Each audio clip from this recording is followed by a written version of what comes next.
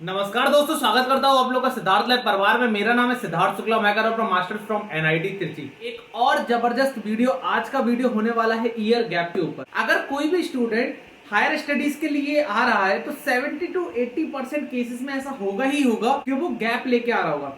या तो वो अपनी बीटेक के बाद 1 साल का गैप, 2 साल का गैप, या उससे भी ज्यादा हो सकता है। तो लोगों को बहुत ज्यादा प्रॉब्लम्स होती है ये सोच के, या उन्हें क्लियर आंसर नहीं मिल पाता कि क्या ईयर गैप मैटर करता है। क्या कंपनीज जब आती है प्लेसमेंट के दौरान तो क्या वो ईयर गैप देखती हैं।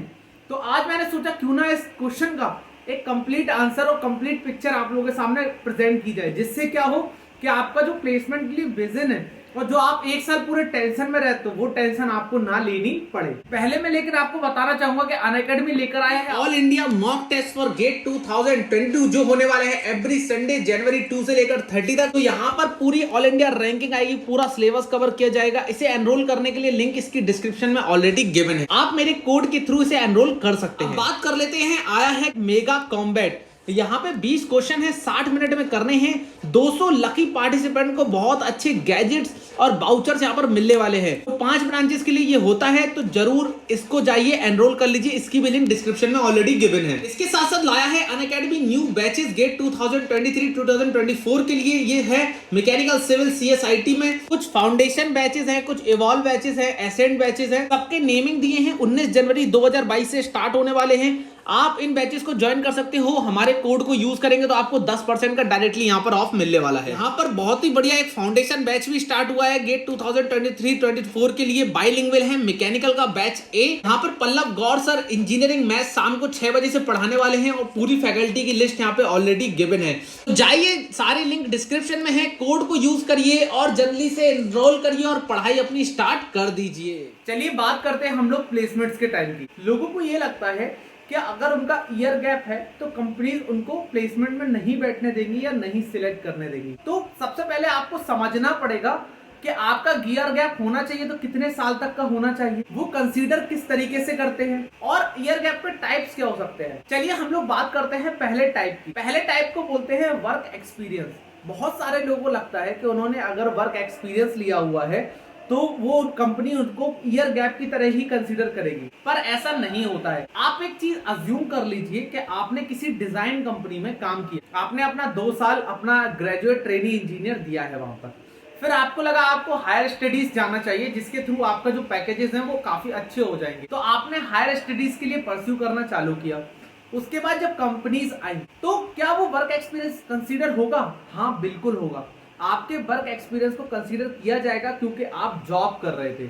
पर उस चीज के लिए हम पूछेंगे कि आप अच्छा खासा जॉब कर रहे थे तो आप आए क्यों। जैसे कि अगर आप ग्रेजुएट ट्रेनिंग इंजीनियर काम कर रहे थे, मास्टर्स में आपको क्या ग्रेजुएट ट्रेनिंग इंजीनियर तो मिलेगा नहीं, आपको मिलेगा पोस्ट ग्रेजुएट ट्रेनिंग इंजीनियर। तो वहां पर वो वर्क एक्सपीरियंस डायरेक्टली इंक्लूड किया जाएगा। इवन आपको प्रायोरिटी दी जाएगी कि अरे ये लड़का पहले ही कोर में काम करके आया है, अभी इसको लेना ज्यादा बेहतर है क्योंकि इसके पास कंपनीज का एक्सपीरियंस है, इसके पास इंडस्ट्री का एक्सपीरियंस है।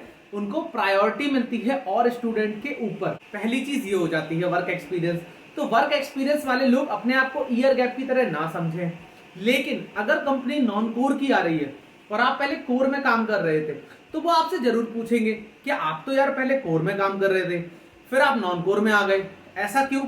तो आप बता सकते हो उस समय कि हो सकता है आपका जो माइंडसेट हो वो चेंज हो गया हो, अब आपको कोर ज्यादा अच्छी नहीं लगी हो, आपको नॉन कोर को ज्यादा पसंद आने लगा है। तो आपसे वो एक वैलिड रीजन पूछेंगे, वो आपको यहाँ पर डिफाइन करना होगा। अब बात करते हैं उन लोगों की जिन लोगों के 1 साल, 2 साल, 3 साल, 4 साल का गैप है। तो सबसे पहले कंपनीज को अप्रोक्सीमेटली आप ऐसे एक फिक्स्ड काउंट नहीं दे सकते कि कितनी कंपनीज 1 साल वाले गैप को कंसीडर करेगी, कितनी कंपनी 2 साल वाले गैप को कंसीडर करेंगी और कितनी कंपनीज गैप को कंसीडर नहीं करेंगी, क्योंकि ये चीज पूरी कंप्लीटली कॉलेज पे डिपेंड करती है। जब ये कंपनीज ओल्ड आईआईटीज में जाती हैं तो इनके क्राइटेरिया कुछ अलग रहते हैं। जब ये एनआईटीज में आती हैं तो इनके क्राइटेरिया अलग रहते हैं। जब ये कंपनीज नॉर्मल कॉलेजेस में जाती हैं तो क्राइटेरिया अलग रहते हैं। जैसे कि मोस्ट प्रोबेबली ये देखा गया है कि जब ये आईआईटीज में जाते हैं तो ईयर गैप बहुत ज्यादा मैटर नहीं करते। बट जितना मैंने अपने कॉलेज के अंदर देखा है, अगर आपका गैप 1 साल 2 साल का है तो आप तो काफी ज्यादा रिलैक्स रहिए। आने वाली अगर आपको 100 कंपनी जैसे बिठाल रही है तो मुश्किल से मुश्किल 7 या 8 कंपनी ही ऐसी होंगी जो आपको कहेंगी कि यार नहीं हम 2 साल से गैप को ज्यादा कंसीडर नहीं करेंगे, या फिर 1 साल वाला तो मुश्किल से 2-3 कंपनी होंगी जो कहेंगे हम सिर्फ 1 साल वाले गैप को लेंगे। ऐसा बहुत ही कम कंपनीज आती है। Most probably companies year gap को इतना ज्यादा प्रायोरिटी नहीं देती हैं। पर अगर आपका गैप 2 साल से ज्यादा हो जाता है, किसी स्टूडेंट का 3 साल का, 4 साल का, 5 साल का हो जाता है, तो वहां पर आपके इंटरव्यू पे इस चीज का एक नेगेटिव छोटा सा इफेक्ट पड़ता है। लेकिन अगर आप उनको प्रॉपर रीजन देके उन्हें कन्विंस कर लेते हैं तो वो आपको अलाउ आराम से कर देती है।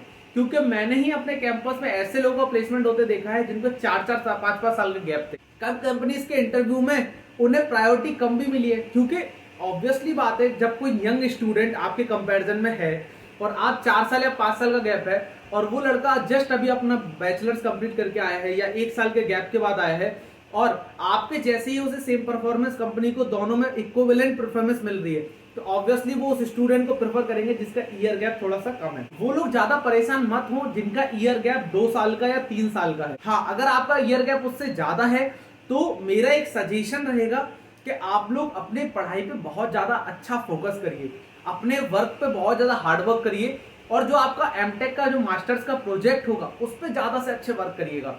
क्योंकि अगर मानते हैं आपका ईयर गैप रहा होगा, आप अगर उस ईयर गैप को जस्टिफाई कर पाते हैं तो बहुत अच्छी बात है।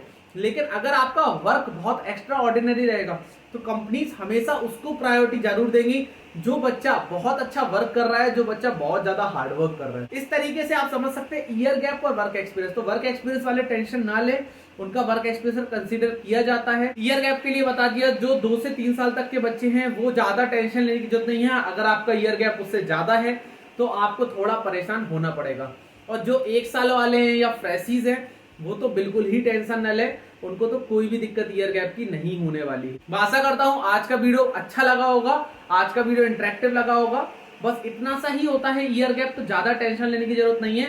बाकी इसी तरीके से अच्छे अच्छे वीडियोस, और आपको क्या चाहिए, आपको किस क्वेश्चन का जवाब चाहिए प्लेसमेंट से रिगार्डिंग, आप हमें कमेंट बॉक्स में बताइए, हम आपके आंसर देंगे। बस आपका इतना सा काम है, वीडियो को लाइक करना, वीडियो को शेयर करना, चैनल को सब्सक्राइब करना। बाकी बने रहें, जुड़े रहें सिद्धार्थ लाइव के साथ। नमस्कार।